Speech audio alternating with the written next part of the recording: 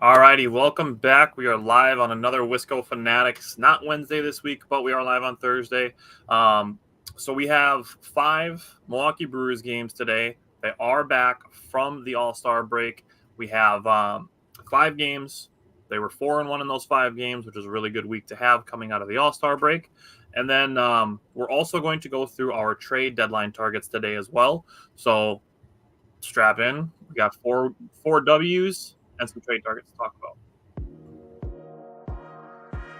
Welcome to another live episode of the Wisco Fanatics Show, where we discuss the Packers, Bucks, Brewers, Badgers football, and basketball from an optimistic perspective. Wisco Fanatics is brought to you by Cardboard Legacy, Wisconsin's most complete sports card shop. Buy, sell, grade, and consign all at their location in Oshkosh.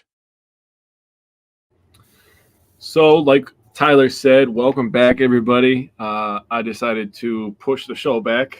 Tyler was kind enough to agree. Went to EAA yesterday. That was awesome. If you've never been, I highly recommend. If you have small children, give them ear protection because it is very loud, lots of food, but it's awesome. Awesome event to go to. But we are here today to talk about the Milwaukee Brewers. 4 wins this last week, and the best part for me, this may be petty on my part, but the best part for me is that they came against Minnesota and Chicago teams, our bitter rivals.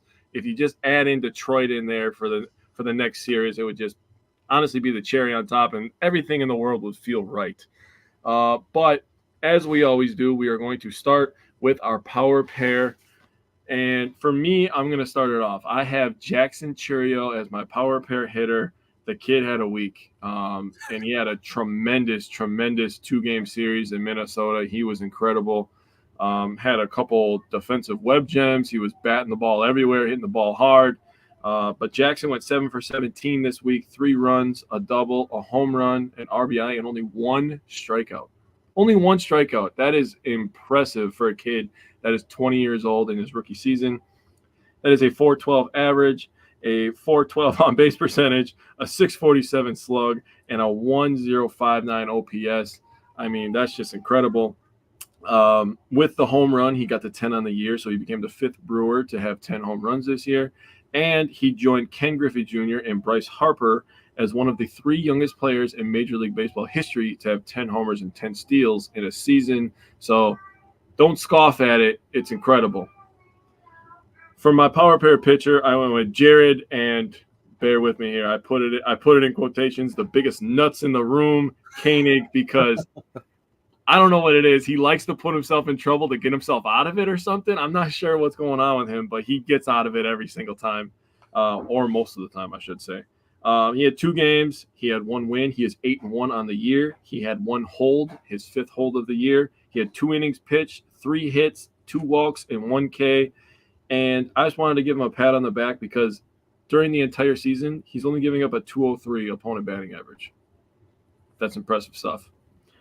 So my UP, I went with a guy that I think a lot of Brewers fans gave up on too soon, in my opinion.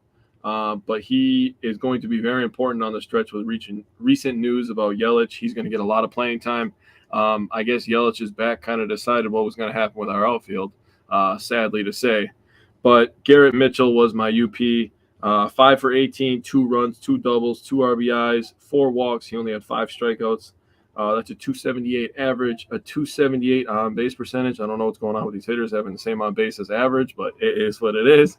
A .389 slug and a 660 or a .389 slug and a 667 OPS. I apologize, but good week all around for the Brewers, the hitters and the pitchers, and they got a lot of dubs, man. So who is on your list, my guy? So I have 2 pitchers and a position player. So my power position player is Willy Adames. He was 6 for 19 in those 5 games, 316 batting average. Also drew 4 walks. One thing that we've talked about but hasn't gotten a lot of coverage as far as Brewers fans, the things that they're talking about, is his plate discipline being much better this year compared to his entire career. So he got 4 walks and only 5 strikeouts. So Willy Adames' plate discipline, say what you will about his batting average, but he's hitting dingers, coming up clutch, and his plate discipline has been much better. Yes. For power pitcher, I wanted to give Yoel Payamps credit. because the unfortunate thing with trust is that it's much easier to lose than it is to gain. Very true. But I think we can go back to putting trust in Yoel Payamps. And when we get to the latest game that he pitched in, I'm going to ask the question, is Yoel Payamps back? So he's pitched 5 straight scoreless appearances. Across those 5 appearances, he's pitched 4 1/3 innings, given up 1 hit, 0 walks, 6 strikeouts, and 0 runs. Nice. So he's been pretty damn good in his last 5 appearances. Then my underrated performer, I went with Elvis Baguero. He pitched 2 1/3 innings since the All-Star break. Another guy that Brewers fans just don't seem to give enough credit to. Elvis Baguero is a pretty darn good pitcher. In those 2 1/3 innings, he gave up 3 hits and a walk, struck out 4, and also gave up 0 runs. All right, so let's get into this Twins series from over the weekend, also known as Jackson Chourio dominating the state of Minnesota. What stood out to you from Game 1? What's up, Taylor? How you doing, buddy? Man, the Brewers, we had to wait an extra day to get Brewers baseball after the All-Star break. And they just decided to try to make this feel like an exhausting 3-game series in 2 days. Started off with a banger. This one went 12 innings, if you don't know.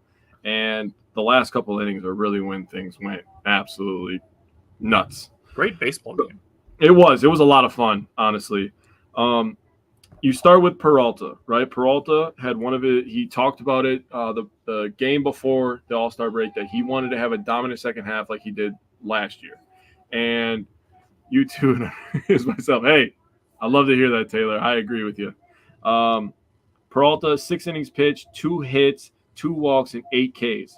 So as you get into this one, you break it down a little bit more. He had 82 pitches through 4 innings. And you're like, man, you got to keep the pitch count down. And that was his problem, and it plagued him for a lot of his starts. He just always has one big inning, or he has a couple innings where it's just like 17, 18 pitches, 15 pitches. And it's like, you got to be going deeper in these games because, we're using our bullpen a lot. Well, to answer that, 82 pitches in 4 innings, he has 10 pitches in the 5th. And you're like, oh, yeah, this guy's going 6 innings. He's going 6 innings for sure. So then he ends up going to 6 innings. And like I said, the 0 earned runs, 6 scoreless innings. You can't ask for anything else out of an ace. Honest to God. A gem. Hudson comes in. What did he give up? He gave up a 1-out double. And then Baguero came in, spiked a wild pitch that tied the game 1-1. I will go over the scoring in a second here. But give credit to Big Z here, man. Big Z's been better than advertised, in my opinion. He comes in and cleans up the mess that was left on base. Yeah, I was hurt. I was hurt after that wild pitch. I'm not gonna lie to you. So then we get to Payamps. Beautiful choice, by the way, my man. I give you a lot of credit because he looked like Joel Payamps. Trevor McGill looked like Trevor McGill. And Jacob Junis gave up 1 earned in 2 innings pitched. But, after all the runs that the Brewers ended up scoring in the extra innings, which they scored – this is the first time that they have scored 7 runs in the 10th inning or later since May 7th, 2016, in case you didn't know. Now you do. Now we get to the scoring. So RBIs by 5 different players. Chourio and Turang each have multiple. Turang with 3, Chourio with 2. We had 7 players with a hit. That's awesome. Contreras and Adames each had 2. And this was Jackson Chourio's first 3-hit game. Love that for the kid. This game also started with a rain delay. Forgot to mention that. So we had 2 rain delay games this week. And then they, like I said, they decided to go extra innings. So they tried to make a 3-game series. Feel like a 3-game series in 2 games. Right. And the last thing I wanted to say here, I wanted to say a quote from Pat Murphy. He said, "This was a relentless win if there ever was one." And I love that quote. I feel like he's one of those people that when he says stuff, you're just like, dude, that'd be a sick tattoo, man. Like, he just has that feel about him. I don't know what it is, but I'm going to leave some stuff for you because I feel like I'm taking all the meat off the bone here. But go ahead, buddy. No, you don't have to worry about me. I promise you I'm going to get into it. I'm glad you mentioned the rain delay because we talked about this a little bit with Tuesday night. We were supposed to have a watch party, and then rain unfortunately canceled that plan. Mm-hmm. But the effects of a rain delay on the starting pitcher that is scheduled. Yeah. That's a tough thing to be like rolling up and then ready to go, and then okay, no, we're not starting, and then you don't know when you're gonna start. So then, do you stay warm? Do you cool down and then re-ramp up? Like it messes a lot with your preparation. Mm-hmm. There's really no other sport like that where you're stopping if there's rain. If there's football, you're not stopping if there's rain. They might stop if there's monsoon and lightning and all that, but if it's just raining or snowing, like you're not stopping. Baseball is different. If it's something like that, and then again, like Tuesday night ended up being an hour and a half. Mm-hmm. So it's always a tough thing to stay ready and prepared for the scheduled starting pitcher. Taylor, no regrets. So, not even a single letter. But looking at the Brewers' offense, I had 3 takeaways from the Brewers' offense. One, actually credit to the Twins' defense.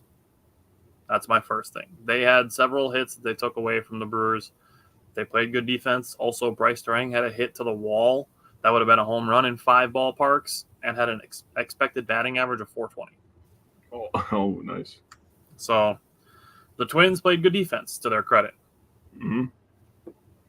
Also, Sal Frelick, much better. Yep, Taylor got the reference. I appreciate that. Sal was much better at the plate. He's been much better at the plate. He struggled on the bases, getting picked off twice. In the top of the 9th inning, I thought he was safe, but unfortunately the Brewers were out of challenges. So, he got picked off twice technically, but had the Brewers had a challenge, I think he would have been safe on the one in the 9th inning. Mm-hmm. Now, also, just looking at the Brewers' approach, I want to give big credit to the batting approach of 3 players specifically. Sal Frelick and Willie Adames, great battles in the 2nd and 4th innings, both to get on base. And Jackson Chourio to hit not 1, but 2 inside fastballs to right field. This was in the video that I made for Jackson Chourio on Monday. Him doing things like that at 20, that's stuff that, like, earlier in the season, we were happy to see Blake Perkins and Bryce Durang doing those things. Those are things that William Contreras and Christian Yelich do that are like, okay, those are veteran hitters. Those guys know what they're doing. Jackson Chourio is doing that at 20. He's not doing it in AA. He's not doing it in AAA. He is 20 at the major league level, taking 96-mile-an-hour fastballs on the inside corner and hitting them to right field. Yeah. I am not joking at all when I say that Jackson Chourio absolutely has superstar potential. Oh, yeah. Like, we've talked about Garrett Mitchell, and we believe that he has star potential. Mm-hmm. Jackson Chourio has superstar potential. And we're seeing it already. Oh, yeah. I'm going to maybe plant this seed now. I don't think it's out of the realm of possibility that Jackson Chourio is the face of the team as early as next year. Oh, he could. I mean, that's I would agree that though the trajectory that he's going right now and everything that we've heard coming on into this year, I honestly wouldn't be shocked if he's an all-star next year. I'm not even gonna lie. That's fair. I could see that. No, I could totally see that. In little old Milwaukee. All right. So, all in all, Brewers had the Twins on the ropes a couple times. Yep. And they responded. Obviously, old pal Carlos Santana got them. But Brewers rallied, and then they're like, all right, we scored 1, and that wasn't enough to get the win. We scored 2, that wasn't enough to get the win. What if we just score 5? Yeah. See if they can keep up with that. Yeah. And that was enough. The Twins got 1 back, but Jackson Chourio also called game in this one with his diving catch to end it. He did call game. All right, let's go to game 2, and let's talk about Sunday's win. So Sunday's win, we start with the pitching. So Savali's on the mound. He goes 4 1/3, 4 hits, 5 earned runs, 4 walks, and 4 Ks. And I know you have thoughts on that, so I'm going to pause. Sure on okay. Now I do want to say that he could probably do a little bit better job getting ahead in counts. That's something that has helped Tobias Myers. And Sure. Savali was 12-21 on first pitch strikes. So getting yourself behind against a team that is aggressive, and the Twins are a good team. They're in second place, but they're a good team. you got to do a little bit better job. So, again, Big Z, 2/3 of an inning, got us through the 5th inning, 0 hits, 0 walks, 1 K. I mean, he just comes in and does his job, man. Honestly, he could be underrated. He could have been an underrated performer this week, in my opinion. Do that. Bryce Wilson, inning pitch, 0 earned runs, 1 walk, 1 K. Koenig did his thing. And Peguero. So we have to have a discussion about Elvis Peguero in this game. Single, walk. There's 0 outs. That's 6, 7, 8 in the order also. Oh, shit. One of them was a pinch hit. You're saying, oh, shit, if you're a Brewers fan, okay? He then locks down, turns the hat backwards, sits up in the chair. It's time to lock in, boys. He gets a pop out the center and back-to-back Ks. What a freaking boss, dude. What a freaking boss. I'm picturing a certain Sam Cassell gif. Nicely done. Yeah, if you get it, you get it. Trevor McGill locked this one down. But now we go to the offense. So, first thing I wrote down and made myself laugh a little bit. This game felt like the boss Hoss and Action Jackson Churio had a personal vendetta against the Twins. Because they were shitting on them the entire game.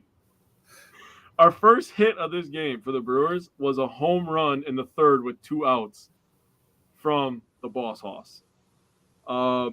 He also had a single in the 5th that scored Churio. Churio had a double in the gap to left center that ended up scoring Mitchell. I forgot to write down the other one, but I wanted to point out that Mitchell got on base right before Churio with a bunt single. Yes, he did. So for him to get on with a bunt single and then Jackson Churio to be like, you're going to score, that was awesome. Churio had back-to-back days with crazy catches. Wanted to point that out. Yep. His catch on Sunday versus the Twins was number 7 on the SC top 10. Oh, nice. So I saw that ball slicing, and I'm like, there's no way he's going to catch that. And then all of a sudden, he's walking away with the ball, and I'm like, damn, he caught that. All right. I think my favorite part of that play was that Brewers fan like, yeah, going crazy. Yeah, that was awesome. I just want to say that Jackson Churio also had a disgusting home run in this game. 443 feet, upper deck. Yeah. That would so go back before I continue to stumble over my words here. We talked earlier in the season when Churio was struggling about his average against fastballs. And we both agreed he has to hit the fastball. He's not missing the goddamn fastball right now. And it is hurting pitchers. They were able to blow fastballs by him. He was really sitting on the curveballs and the sliders and all the breaking stuff. And he was doing okay at that. So if you're a Brewers fan and you know baseball, you should be like, okay, he's got this down. Because usually that's the stuff that the young guys struggle with, is the breaking stuff. So if he's got that down, all he has to do is catch up to the fastball. He caught up to the fastball, and he hit it 443 feet. That was very high in the zone. I couldn't believe that he hit that, honestly. That was almost as high in the zone as you're going to get for it to be a strike. I mean, now, honestly, umps will call strikes that are higher than the zone. We understand that. But that was still in the zone that you see on TV, and he still crushed that thing. So, honestly, crazy job.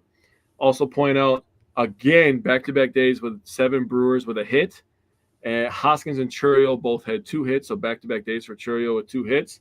And Haas had 3 hits. So, I mean, everybody was chipping in against the Twins, and the Brewers scored 8 runs in back-to-back days, man.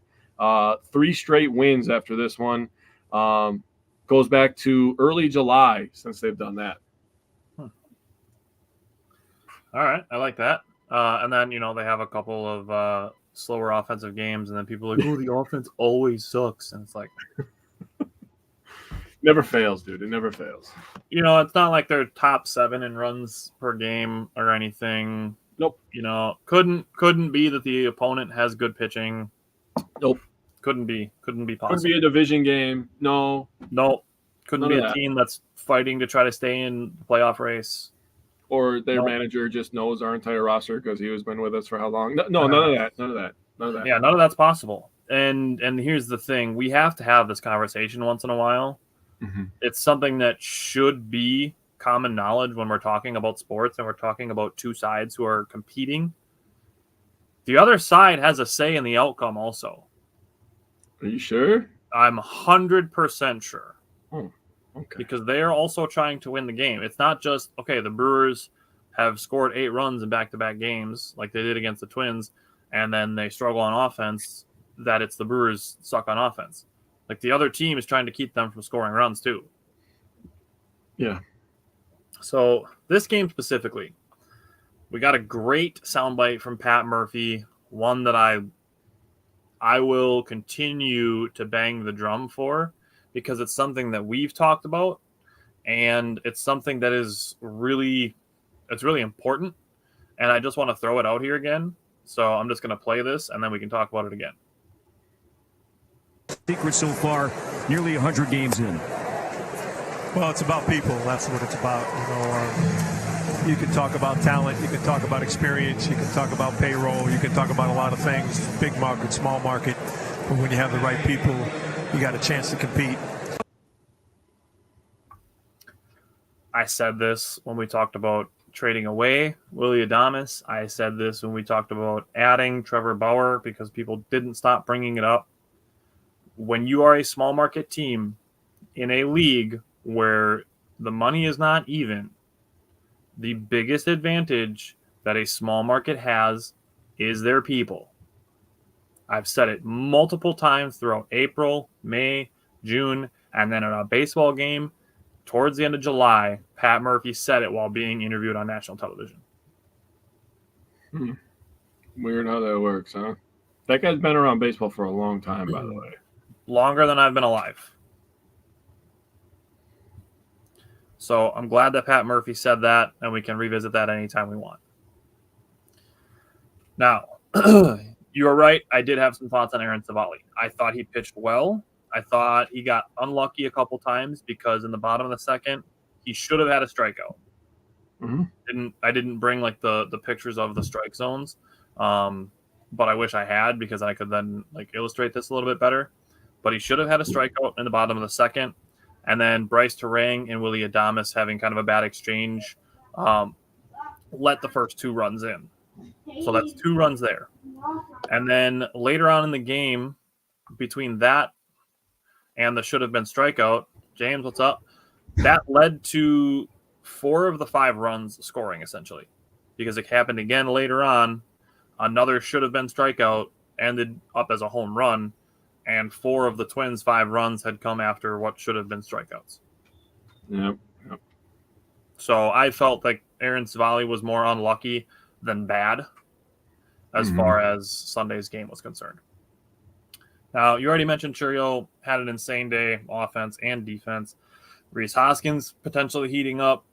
Eric Haas staying hot. And then you mentioned Elvis Aguero dealing with some traffic, but he trusted his stuff and got out of it. That's great work by him. James asked, what's the schedule going to be like when the NFL season starts? We are going to be Packers on Tuesday nights and everything else on Wednesday afternoons. So that's the schedule right there. Tuesdays and Wednesdays. Okay. You ready to talk about beating Chicago? Okay. Well, we don't get to talk about game 1 quite yet, but One second. I have one thing I forgot to say, and it's a quote from Pat Murphy. Okay. I was really going through the quotes because I really believe that he's a very wise person. So Pat Murphy on Jackson Churio, this is immediately after the Twins series. He said these 2 games, you'd walk away saying, wow, that kid deserves $150 million. Like, we got him cheap if you watch these 2 games. He's having fun. And that is absolutely got to hit with Wisconsin sports fans right now. With everything going on, there is 2 sides. Churio was struggling at first, and everybody's like, ooh, the $80 million, or he got $80 million, right? Am I thinking of him? Yeah. They always say the other thing for Yelich. I'm sorry. So the $80 million man, blah, blah, blah, right? Well, Pat Murphy over these last 2 games is like, man, that kid's worth way more than $80 million. Yeah. And if you're in that clubhouse and you understand that he's going to get better, in 2-3 years, he's going to be a bargain. Yeah. He might be a bargain right now. He's carrying our offense. I'm actually going to pull it up right now. I'm going to go and see while you give your takeaways for game one. Okay. I'm going to see. So he's on a contract. He's on a contract for 8 years, $82 million, right? So he's earning about $10 million a year. Yeah. Fangraphs already has his value this season at $13.5 million. It's year one, and he's already outperforming his contract. 20 years old. He's 20 years old. Oh, man. That is absurd. The guy can't even legally buy a Miller Lite. He's worth $13.5 million in baseball Today, and there's like 2 months left of the season. Yeah, dude. So that number is going to go up. That number is going to go up. Man, that's insane. So we switch gears from beating. Maybe. Wes, I like it. Okay. Here's the thing. It's probably a race for second place. Yeah, Paul. At this point, NL Rookie of the Year is going to be a race for second place. I don't think baseball is ever going to consider splitting Rookie of the Year into, Rookie Pitcher of the Year and Rookie of the Year, and just having two distinctions for it. I mean, they probably like they have MVP and Cy Young. Like you give it to the most valuable pitcher, basically. You could just do Rookie Cy Young and Rookie of the Year, or name it after some other pitcher who was an insane rookie. Yeah. Call it the Randy Johnson Pitcher Rookie of the Year. Whatever. Call it that. And separate it. But, yeah, unfortunately, it's probably going to be a race for second place after Paul Skeens. Although I will say, I'm pretty sure Churio would rather choose a team success over Rookie of the Year. But I don't think he would shy away from Rookie of the Year. Right. But, yeah, he's I don't want to say definitely because that sounds rude, but he's probably not getting it. It's outside of Paul Skeens getting hurt, like he's going to win it. Yeah, and we don't want that, by the way. Right. Paul Skeens is awesome. I love Paul Skeens. We like him. He's on the Pirates for the next 6 years, but until he goes to the Dodgers or New York, and then I either have to hate him or dislike him from a distance. But yeah, it's probably Paul Skeens. Although, love the optimism, Wes. Yes. I do think he's going to be in the conversation. Yeah. Okay. We get the loss out of the way, and then we get 2 dubs. So let's start with game 1. Okay. So we had to Chicago feeling good about ourselves, and Tobias Myers was feeling good about himself too. He went 5 1/3 innings pitched, 6 hits, 2 earned runs, 2 walks, 6 Ks. Hobie Milner, gotta say, awesome work, dude. 2 1/3 innings pitched, only 2 hits, 1 walk, and 2 Ks. I mean, Hobie Milner needed a good outing, and he ate some innings, and he did his job. He looked like Hobie Milner, and that was very nice to see. If you're going to take some takeaways, you take away that Hobie Milner looked good. Joel Pienaps, even though it was only 1/3 of an inning, he looked fantastic. And Tobias Myers is still a really good rookie pitcher. I told you this. He was his own worst enemy. He had a double play that would have saved him a ton of pitches and a run. There was a couple other defensive miscues. The offense, we had the bases loaded a couple times, and we grounded into a double play. And it was just the Brewers just didn't cash in back-to-back innings with bases loaded, and Myers and the defense kind of hurt themselves. The Brewers were 1 for 9 runners in scoring position. The Cubs were 2 for 10 in this game. Credit to Willie Adames, though. He hit a home run, 396 feet to center field. His 68th RBI of the year, 16th home run of the year. He leads the Brewers. I know. I was so close. I know. I was so badly wanted to hit him a 2-run home run. If it would have been 69, I would have been like, all right. But, when that happens, it will happen. Probably tonight, I would assume. Tomorrow, maybe. But, oh, yeah, tomorrow. Jesus, they don't play today. It's Thursday. I'm so messed up right now. This feels weird doing it on a Thursday. It doesn't feel right. But, you lose 1-3 after winning 2 in Minnesota, and you don't get down on yourself because you understand it's baseball, and you're like, let's just go out there and do it again tomorrow, and that's how I felt. Yeah, so again, Tobias Myers, kind of similar to Aaron Savali, his last outing on Sunday. It felt, like not a bad outing, just some bad defensive plays, and, that's just kind of what it came down to. As far as Tobias Myers goes, I know this is something that I've hammered on with Tobias Myers. is when he gets around that 70 to 75 pitch mark. That seems to be the spot that if he gets through that section of his pitch count cleanly, that's when he has those really, really dominant outings where he's, going like 6, 7, 8 innings, giving up like 1 or 0 earned runs and having really good outings.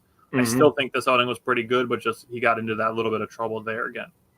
I will say the Brewers' offense, their approach, I'm not mad at it at all. The first couple innings, they made Javier Assad, who was fresh off the injury list, they made him work. He had to throw 76 pitches to get through 3 1/3 innings. That's a lot of pitching. He threw 6 walks, a career high 6 walks. Yeah. Well, the Brewers made him work. This is what I put in my notes was defensively, the Brewers used their web gems versus the Twins, and they need to lock back in, except for Joey Ortiz and Rhys Hoskins. They had one play in the bottom of the 5th inning where they did a really great job. Joey Ortiz made a nuts backhand, throw over to first base, and Rhys Hoskins picked it. So other than that, the Brewers just needed to lock back in on defense. Just have to be better on all fronts the next day. It's really what it boils down to. Garrett Mitchell did have 2 hits in this game. And then the last thing I didn't, really disagree. It kind of is what it is. But in the top of the 9th inning, would you have pinch hit Eric Haas for Bryce Terang or William Contreras in the 9th inning looking for a home run?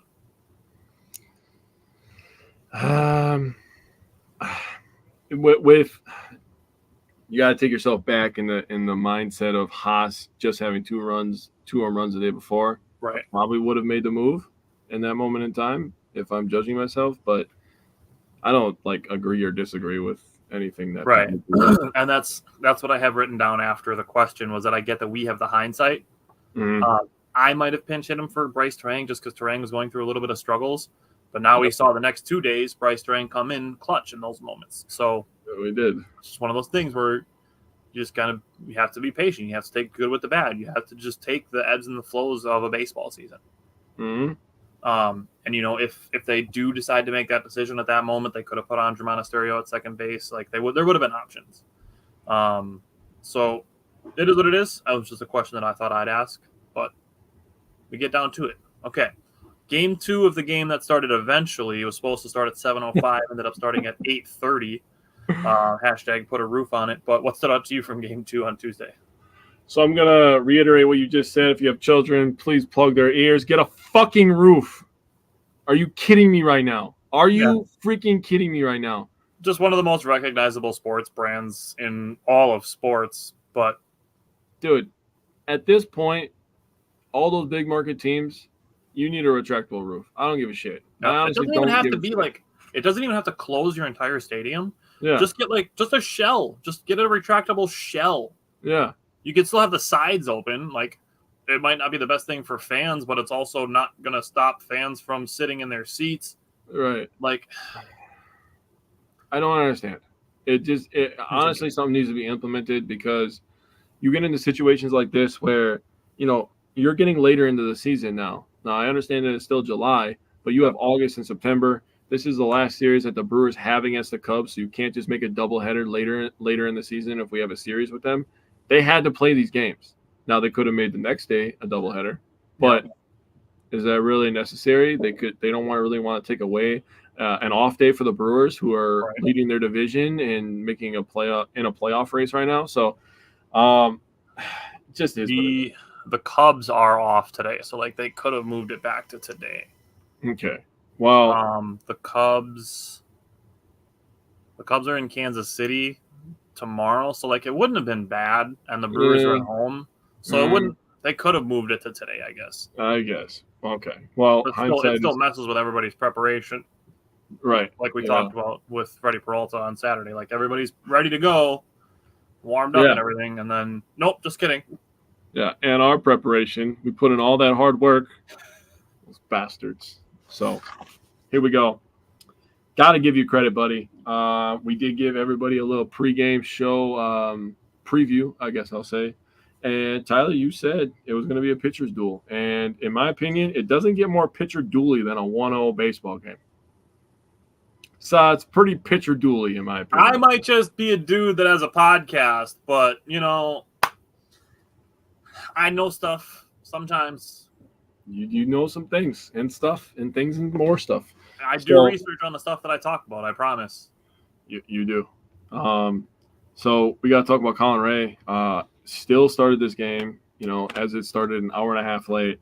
Still gave us 5 innings, a 4-hit baseball, and 0 earned runs. And the pitching had 0 earned runs, and it was awesome. He had 2 walks and 8 strikeouts. 8 strikeouts from Colin Ray. On that pregame show. His strikeouts are up in his last 6 games. He had 6, 7, 8 strikeouts in 3 of his last 6 games. Then he comes back with another 8. That's pretty disrespectful from Colin Ray. Hudson comes in, locks shit down, inning pitch, no earned runs, no walks, and 1K. Peguero comes in, looks like Elvis Peguero. Koenig comes in. All right. I'm not going to say he looked like Koenig, but he looked like Koenig from this week where he was just like, yeah, man, I really feel like just stressing myself out. Like I just want to, pass out, and then I'll just eventually get out of it. But on a serious note, Chris Hook goes in there, and he talks to him. Contreras goes up to the mound and talks to him, and he gets out of it, dude. So all the credit to not just Koenig. Now, this might be something that I have to work on personally. I give a lot of credit to the players that are doing it. Give more credit to everybody surrounded. The defense locking in. Contreras going up there talking to him. Chris Hook going up there and talking to him. We got to give credit to the entire team. And, man, this was a fucking win, dude. This win felt like, okay, didn't want to use this reference, but I'm going to, because a lot of people have sour taste on Aaron Rodgers. But do you guys remember when Aaron Rodgers went into Chicago and he said, I own you all my effing life, I owned you? I'm going to be honest. After this win and after Jared Koenig did that in 8th inning, I was like, we own these bums. We own these mother effers. We go into Chicago with our tiny little payroll and our tiny city when they always talk shit about us and they say that our city sucks and our state sucks and who wants to go to Wisconsin? All of you people do, by the way, in the summertime. Stop going to Wisconsin Dells and all that stuff. If you don't like Wisconsin or Door County, I don't want to hear about it. We go in there and we smack the shit out of you every year, and I love it. I love it. And they stole our manager.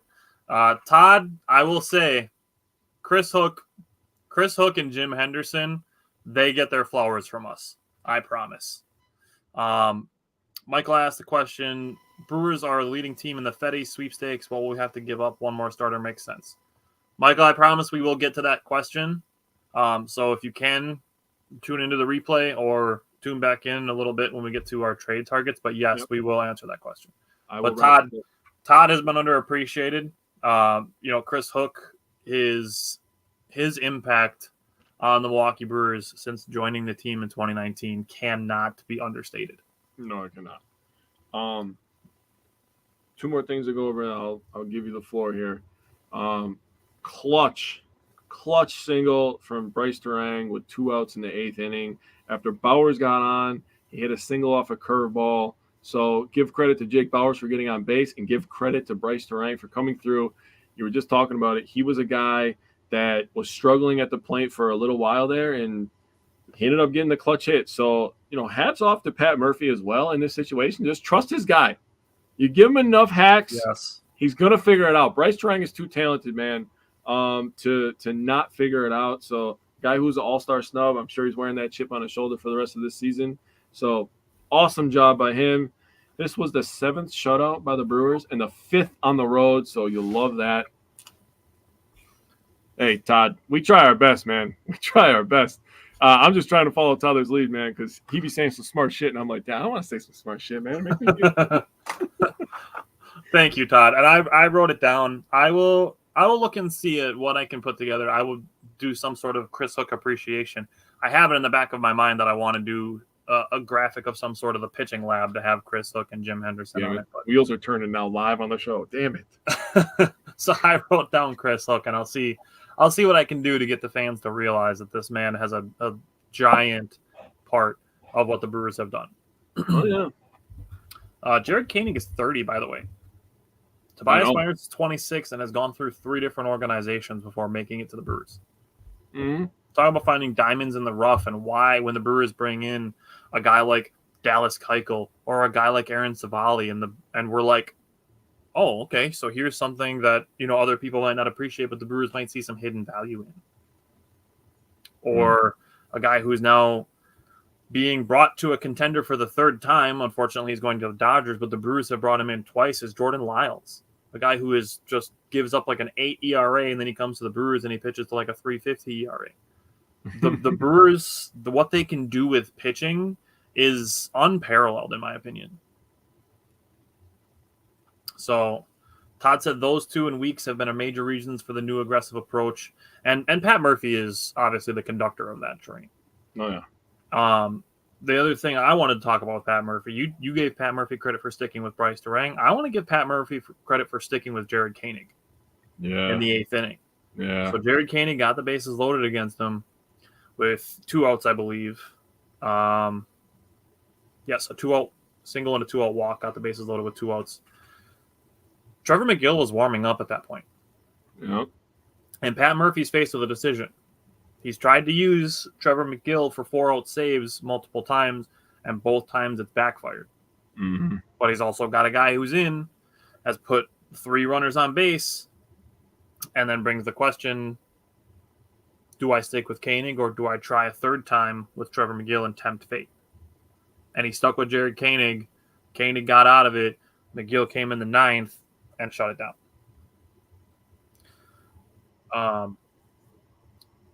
Todd asked, do you think they take a chance on James Paxton? I'm going to say no because DL Hawley's getting kind of close coming back. Yeah, I mean, that's pretty much where we're at. If after the trade deadline, like, they don't get anybody and they're still looking for another starter, like, maybe. But I think at that point, too, like, yeah, I agree with you on DL Hall. And we still got to see what's going to happen with Joe Ross.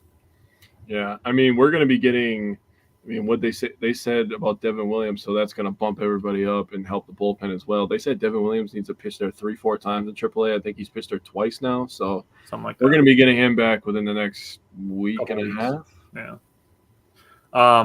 I would say they'd have to be kind of desperate to take on James Paxton. They're not going to claim him off of waivers because then they'd have to pay his salary, so he has to clear waivers and elect free agency.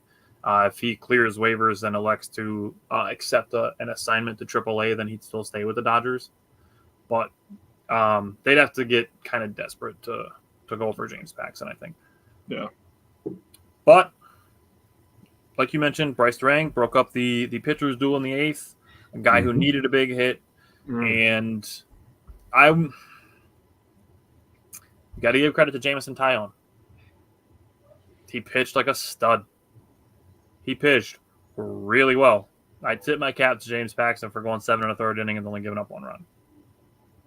That's to a team that is top 7 in runs per game. That's a good job by him. It's not the Brewers sucking because they can't score runs. That's the opponent has impact on the game that happens as well. Yeah. So Jameson Taillon, you pitch for the Cubs. That sucks, but good job. Last thing. I showed Jake what my notebook says. I'm not going to show it here because it has a bad word on it. But when we talk about bunting, if you've watched our show before, you probably know how I feel about it. There are 4, and I will now add a 5th player that is allowed to bunt, being Christian Yelich, Sal Frelick, Bryce Durang, Blake Perkins, and I will now allow Garrett Mitchell to try to bunt for hits. Don't bunt for outs. It's stupid. Stupid to bunt for outs, to give opponents outs on purpose. I hate it. I hate it. The only time that it makes sense is if you are the home team that is in a tie game where you only need to score 1 run. Because in every other situation, you should be trying to score as many runs as possible, not 1, which is what the Brewers were trying to do in the top of the 9th inning. They were trying to score 1 run. And I'm glad that Pat Murphy was not happy about this either because he went off about it after the game. This was a player thing where Joey Ortiz was trying to lay down a bunt to get Sal Frelick and Willy Adames to 2nd and 3rd, which would have been with 1 out, and he popped it up. So not only did you not move the runners over, but you also gave the defense a free out. Yep. Joey Ortiz, do not take the bat out of your hands. Joey Ortiz has a great bat. We've seen him come up with some big hits for the Brewers. Like, don't take the bat out of your own hands, dude. I trust you, Joey Ortiz. Deliver a hit in that situation. Yeah. Also believe that Joey Ortiz, while I wouldn't categorize him as a fast player, I also wouldn't categorize him as slow. Like, not a guarantee that even if you hit a ground ball, that you're going to get doubled up. And then you could still have first and third with one out. But you get that popped up bunt, a strikeout, and a fly out, and it ends runners at first and second with nobody out. Oh. But after the game, Pat Murphy got on the guys in the clubhouse about bunting and base running mistakes, and it is what it is. And it's good to see that Pat Murphy can be able to be constructive, firstly, and also come to the guys about being in positions where he knows that they are capable of more. And that's where we have to come down to, and I don't like using the word criticism because it has negative connotations, but it has to be constructive. It has to be coming from a place of, I'm telling you that I'm not happy with what you're doing because I believe that you are capable of more. Yep. If Jake and I are having a meeting of some sort and I'm saying, like, Jake, you suck, like your show stuff, all your notes today sucked, is Jake going to do better next week? But if I say, hey, Jake, like, I know you know your stuff and I know that I can challenge you to bring more, Jake takes that as I believe that he's capable of more. And then he'll want to bring that out. That is true. Not saying that as something that's ever happened before, but you know, it is a two-way street. Jake's done the same thing for me as well. Okay. So I wanted to have that discussion.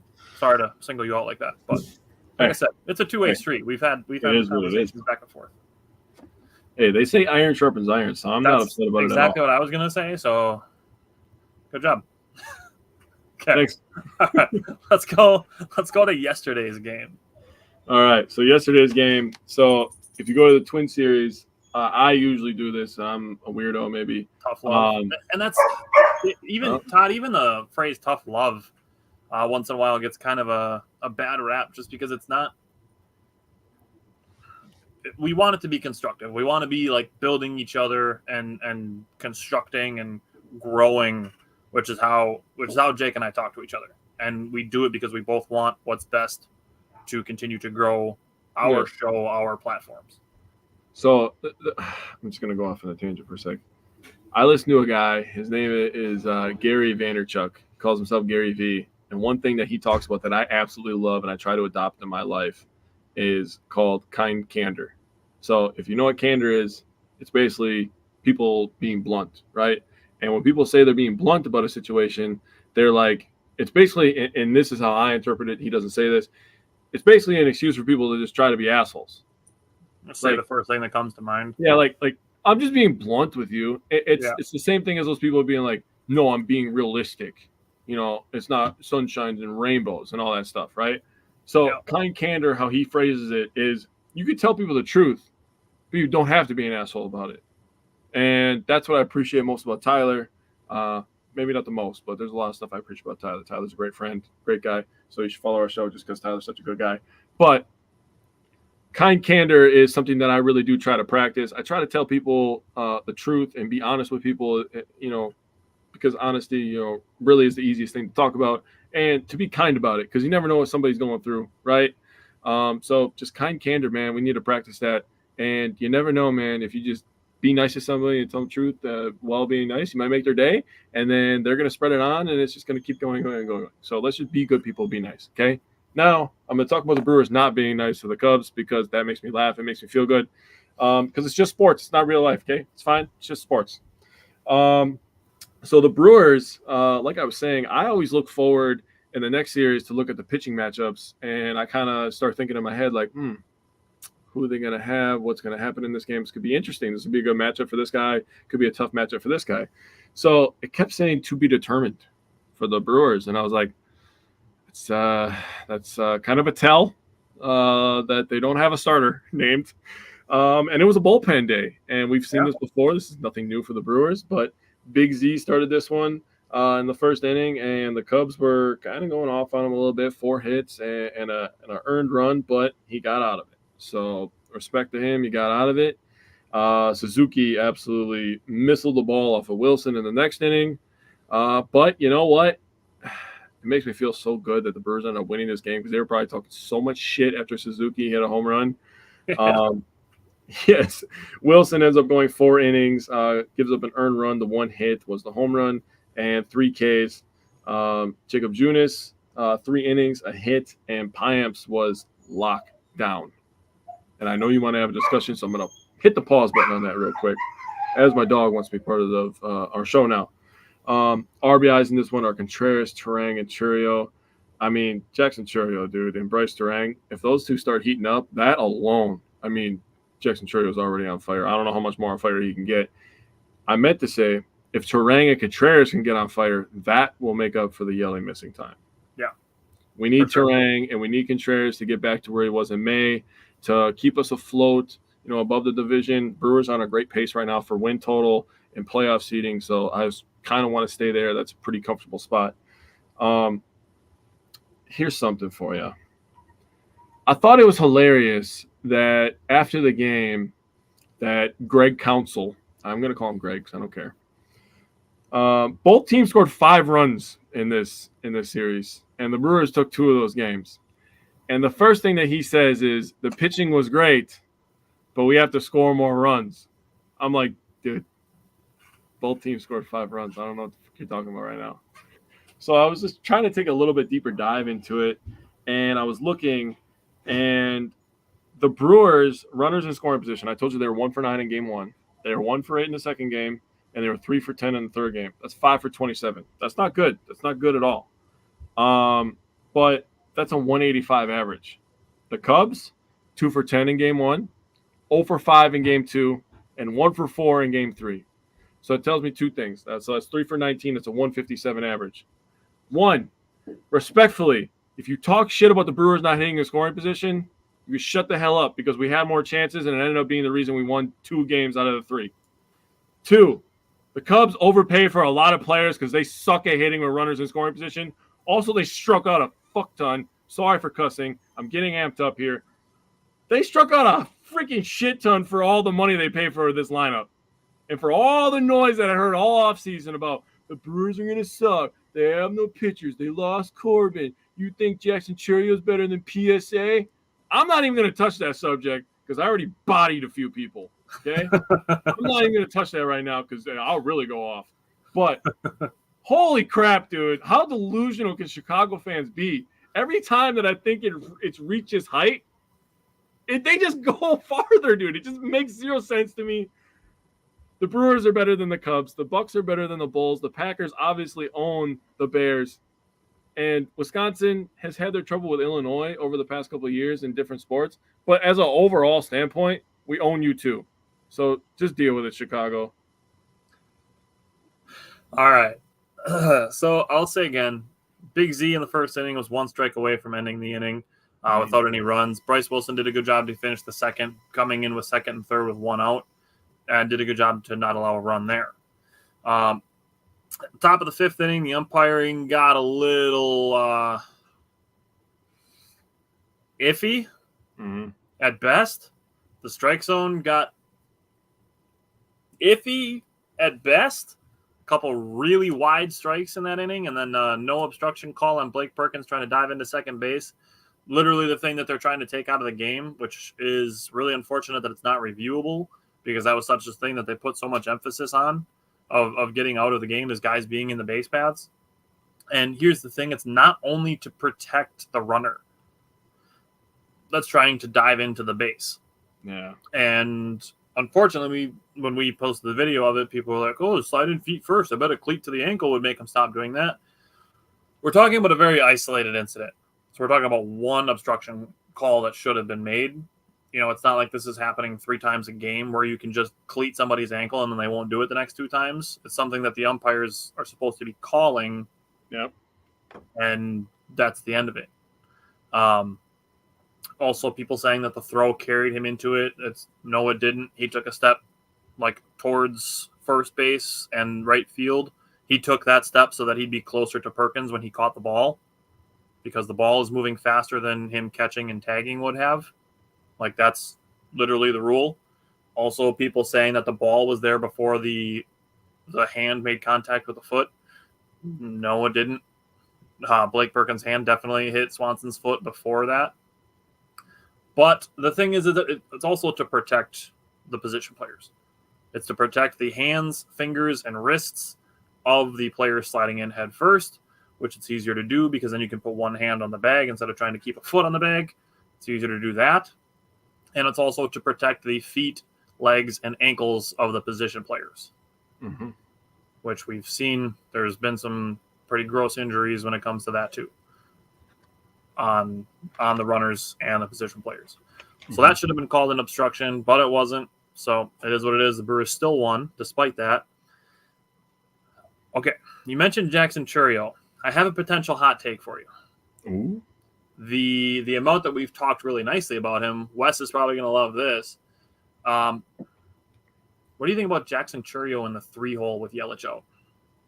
Send it. I'm serious. Fuck, do it. I'm with it.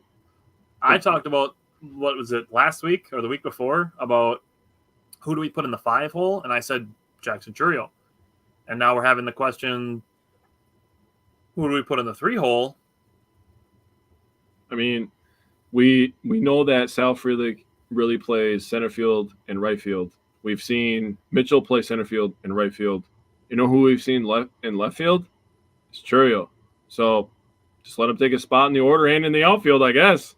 Yeah, and I mean, we talked about this too, like how good he's been since June 1st. He's over 300 batting average in that time.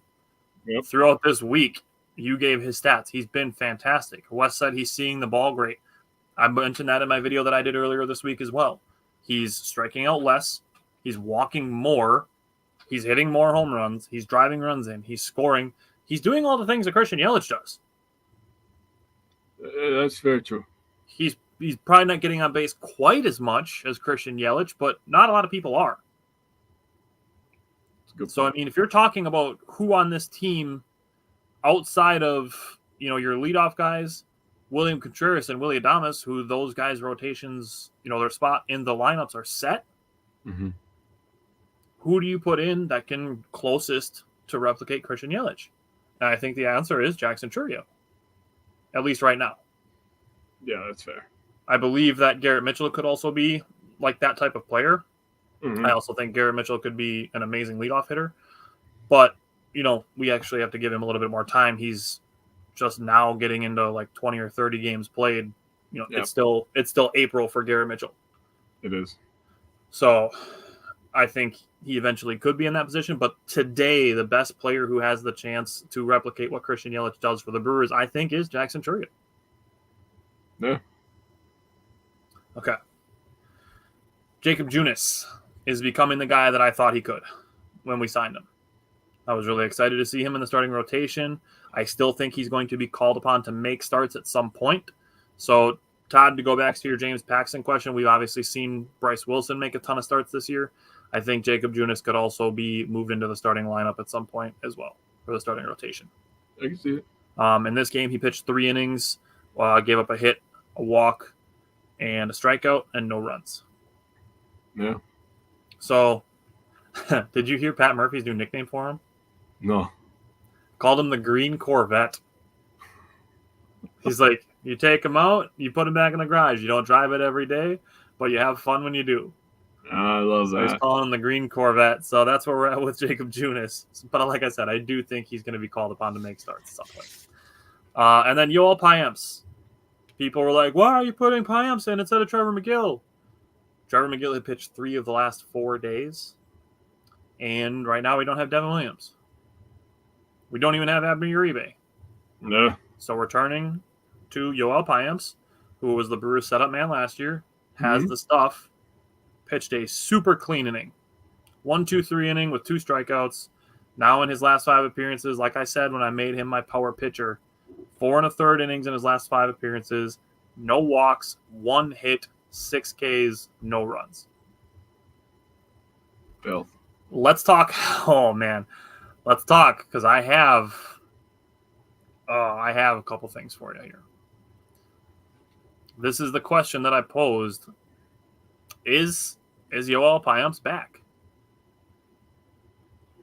So looking at, gotta grab him. Yeah, just a second. Yep.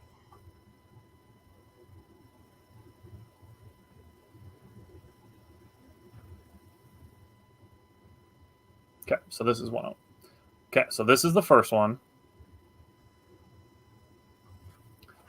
That pitch number 4, that's a beauty right there. Oh yeah. And the sliders. So this is Christopher Morel batting as a right-hander. So this number 1 is a slider breaking away from him. That's a nasty pitch for him to swing and miss. Number 2, that's a sinker that's going to be breaking in towards him. So it's going to start out looking like a strike and then break in towards him, fouled it off. And that pitch number 4, 95 dotted on the corner, that's beautiful. Oof. That's nasty Yoel Payamps right there. And then, that's us. And then Dansby Swanson. So Payamps is working the slider off the plate, gets a swinging strike, challenges Dansby Swanson, didn't catch up to it after seeing some sliders. Pitch number 4, not his best, but comes back with another strike, gets a foul on a slider, which is, again, going to be breaking away from a right-handed hitter, and then, again, painted 95 miles an hour on the edge of the strike zone. Made him look silly. I think we're back to being in a position where we can trust Yoel Payamps with the high leverage. Dude, it's starting to feel. I mean, I gave Hobie credit. Now he's going to have to stack a couple, obviously. We're not just going to say he's back. Hopefully, Hobie is turning a corner at this point. Peguero has been decent this year, but if he can get if Milner can get back, if Peguero can continue to do what he's been doing, and if Payamps can continue to do what he's doing, and Peguero can get back to where he was last year, and we still have the weapons of Jared Koenig, Hudson, and Jacob Junis in the bullpen, and getting Devin Williams back, which is going to feel like a trade. And honestly. DL Hall.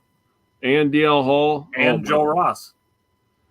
Yeah, geez, I forgot about him too. Jesus Christ. We should not be this good, honestly. We really shouldn't, if we're being honest with ourselves. The Brewers should not be on the verge of 60 wins right now. That's ridiculous, dude. Holy crap. Either way, the bullpen is an absolute strength for this team. The offense just got to keep playing with speed, and we'll see what's going on. But we do have some trade targets to talk about, Tyler. Yes, sir. So let's do that. Actually, no, let me really quick. Let me just lay out what's next really quick. So for next Wednesday, next week we will be back on Wednesday. Next week we're going to have 3 versus Miami and 3 versus Atlanta. So we got a couple NL East matchups. Yes. So I'm going to say 5-1. Sweep of Miami, and then I would like to take 2 or 3 from Atlanta in our building. We're back at home cooking. Forgot to mention that we played all 5 of these games on the road. Feel bad for not saying that. So improve the road record. Back at home where the Brewers have been good. Get some home cooking, 6-game series. I'm with you with the 5-1. They go 4-1 and 5-1 coming out of the All-Star break. And if they make a trade, doesn't matter what the damn trade is. You know, people are going to overreact if it's not one of the biggest name guys. They make a trade and get Devin Williams back, bro. It's about to be fucking on, dude. I'm ready to go. I'm ready to go. It's all about to be on. And if we get the good news that we're getting about Christian Yelich, that he's going to do rest and rehab, and that this injury list stint should be shorter than his first one, we're getting some better news than we were hearing yesterday on Christian Yelich. Yes, we are. Okay, now let's get into trade targets.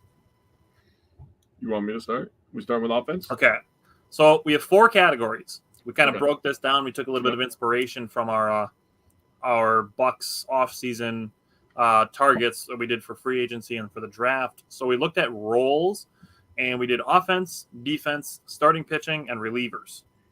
So we have 4 categories here. So we can go through these. Wes asked, do you think they'll move Yelich to DH if he does come back?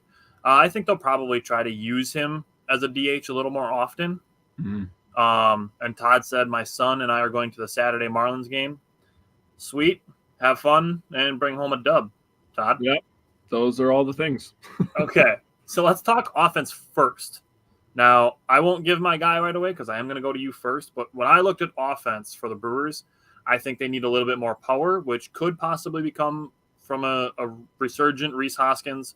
If we could see William Contreras bounce back, Garrett Mitchell, if he can kind of get into form, I think Garrett Mitchell has some sneaky power. And then Pat Murphy, just unprompted, mentioned Vladimir Guerrero Jr. when discussing Yelich's injury.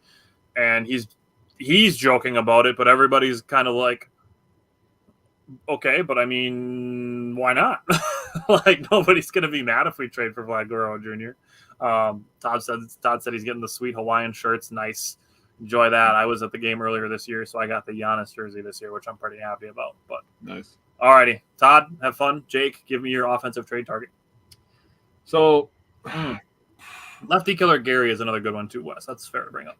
could be Gary. Good point. But it's weird that you bring up Vlad Guerrero Jr., and I am not shitting when I tell everybody this.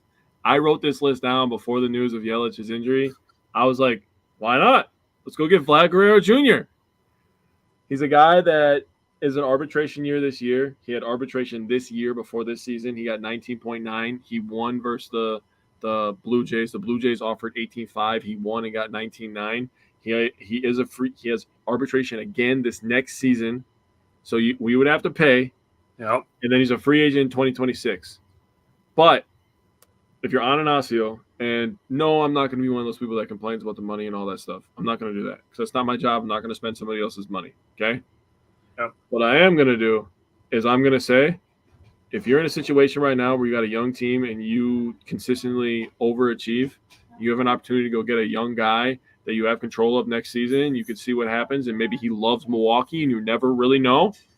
Why not? Let's go get him, right? This guy's hitting 296 this year, has a 366 on base percentage, a 488 slug, an 854 OPS. He has 18 home runs and 62 RBIs. And for a guy like me who's an old grandpa and remembers his dad, he was one of my favorite players on the baseball game. I still vividly see the highlight of the ball bouncing on the ground and his dad crushing it for a single. And I was like, yeah, I love that guy. He's awesome. So I would love Vlad Guerrero Jr. on the Brewers. I think that would be absolutely a great fit. Okay. So the guy that I have is a frequent trade partner of the Milwaukee Brewers from the Tampa Bay Rays. I went with Isaac Paredes. Oh. So he's batting .250 as an on-base percentage of .352, slugging .445 for a .798 OPS. He has 16 home runs. He can play both corner infield spots. So he could play first base, or he could back up Joey Ortiz at third base, and obviously DH. So I think having a little bit of positional versatility would be great. He's respectable defensively. He's not great, but he's respectable defensively. And unfortunately, he would command a pretty decent price. He's arbitration eligible starting next year, which could lower the price a smidge. But I think the Brewers would probably rather, or the Rays would probably rather deal with the Brewers than to trade him to, say, like the Yankees and trade him in division or something like that. So I think Isaac Paredes would be a great offensive target for the Brewers. So I have one more on offense here, and it is also a guy from the Rays. And it was a guy that won the AL batting title last year, and his name is Yandy Diaz. Guy that could play first base and play third base, like you said. He's having a down year this year, so are the Rays. He's hitting 273, 329 on base, 396 slugs, 726 OPS. He has 8 home runs and 46 RBIs. He has lots and lots of postseason experience, which is something that I was taking into consideration on offense. 6 straight years he's been into the postseason. 1 with Cleveland, 5 straight with the Tampa Bay Rays. And I looked at his contract. He's getting paid $8 million this year. He's $10 million in 2025. He has a club option in 2026 for $12 million, and then he's a free agent in 2027. So this would be a move where you trade for him. You wouldn't have to just immediately get rid of him. I think Yandy Diaz makes a little bit of sense. So postseason experience, a guy that can play multiple positions, I can see it. Okay, I like that. All right, let's go to defense. Who do you think would be a good defensive addition for the Milwaukee Brewers? This guy is probably my second least likely guy to get traded for on my list, but I did put Luis Robert Jr. on here. from the White Sox. He had 38 home runs last year and also had 172 strikeouts, so he's a home run strikeout guy. But in terms of defense and why I picked him, I thought of a guy that would replace the production that we get from Yelich. Yelich is a pretty decent glove and an okay arm, and that's what I would consider Luis Robert Jr. He's in the 65th percentile for arm. He does have tons of speed, so he can make up a lot of ground. And he's in the 80th percentile for range this year for defense. I will say I take some of the stats from the White Sox like a grain of salt because they are just freaking terrible, dude. They're bad. Yeah, They're literally on pace, I believe. I believe I read that right. They're on pace to break the loss record, which is ridiculous when you consider that they have two starters on the trade block who are pretty damn good. Pretty good, yeah. So, I mean, this year he has 12 home runs and 69 strikeouts. Yeah. Nice, but not nice. You know what I'm saying? Yeah. And he has a hefty contract, $15 million this year, and then he has a club option at 26 and 27 for $20 million. So that's pretty expensive. He literally would be a replacement for Yelich. He has an okay arm, good range, he has some power, and he's expensive. So I mean, when I thought of it, I was like, makes sense to me. I will just give my other defense real quick. The other one is Jazz Chisholm. I don't believe that he's going to be coming to the Brewers. I think a bigger time contender is going to be scooping him up, but just wanted to mention him as a just in case. Yeah, I've also seen some concerns. Team have concerns about his health and also his attitude. So yeah, not necessarily something I'm in a rush to bring to the Brewers. I think you're going to like my guy a lot more. So I looked at the Brewers. They really don't need defensive help. No. They're pretty set defensively. They're number 4 in team defensive runs saved, only behind Cleveland, Kansas City, and Toronto. So they also rank number 1 in range runs above average and number 2 in outs above average. So defensively, the Brewers really can't get much better than they already are. Yeah. That said, I would ask for the Brewers. This would potentially be a tough addition because there's no guarantee that the Diamondbacks are going to be sellers because they are only a game and a half out of the last wild card spot. But I'm looking at Christian Walker. Oh, he was on my list last year. I know he was. That's why I knew you'd like that one. He is number 8 in Major League Baseball total in runs prevented. Wow. And outs above average. He is the top first baseman in both categories. So my only defensive target would be Christian Walker. Very nice. Nicely done. I do like that one. In either one of these situations, if you keep Jake Bauers on the team, you can use him in the outfield while Christian Yelich is coming back. Yeah. Okay. Starters. So I'm going to say this. I'm going to go back to Michael's question. Michael asked about Eric Fetty. I posed Eric Fetty and Tyler Anderson to Jake back at the end of May. He did do that. I'm just here to pat myself on the back just as a podcaster. Who am I? I just have a social media thing. I'm not a journalist, whatever else people have tried to say when I say stuff on the internet. But if one of these two happens, I'm going to go back to the back of May and be like, here you go. I said this a long time ago, that these are two guys the Brewers could target. And I'm going to stick with the same two. Mm-hmm. So Tyler Anderson is 34 years old. He's a 2.91 ERA, 11.48 WHIP, does have a $13 million salary for 2024 and 2025. Yep. So if I'm the Brewers and I'm considering a trade for Tyler Anderson, I'm asking the Angels to include cash or give him to us for basically nothing. Yep. Brewers are going to pick up the salary. Eric Fetty is similar, but at a much lower price at $7.5 million for 2024 and 2025. He has a 2.98 ERA and an 11.13 WHIP, having easily the best year of his career at 31 on the worst team that he's ever played for. Yep. So out of these two, I would probably go with Eric Fetty just because he's a little bit younger and a little bit cheaper. Yep. So that's the one that I'm looking at. But what else are you looking at for starters? Yeah, so I also have Tyler Anderson and Eric Fetty. So when it comes to Anderson, he has a 4.4 WAR. We're not big WAR guys. But like you said, he has the 2.91 ERA. He has 123 and 2/3 innings pitched in 20 games this season, so 89 Ks in there. So he's more of a contact pitcher, but a guy that eats innings, and that's exactly what we need to try to save our bullpen for the postseason.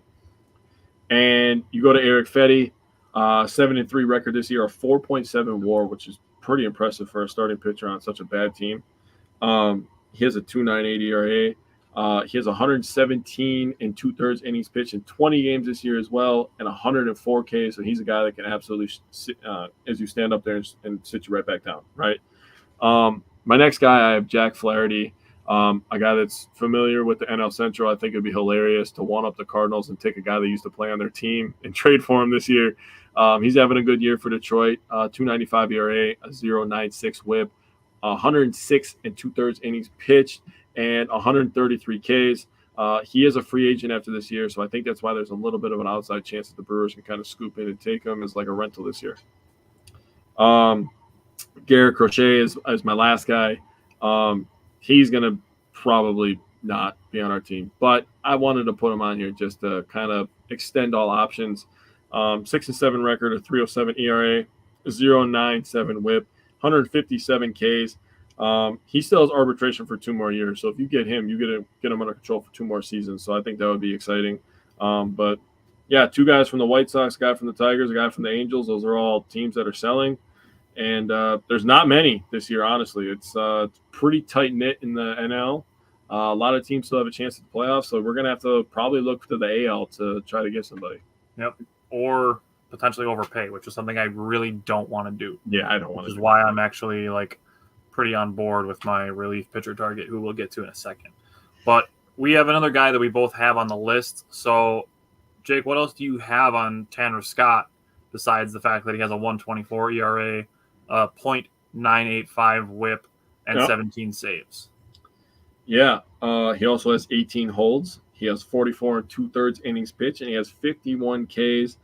This guy throws a fastball at an average of about 97 miles per hour, and he throws a disgusting slider. So, I mean, I don't know what it is. And when I was looking up trade targets, I was doing a bunch of research. I was like, he's a lefty, bro. The Brewers have been doing stuff with lefties this year, i.e. Hudson and Koenig. They've just been doing stuff with lefty guys out of the bullpen.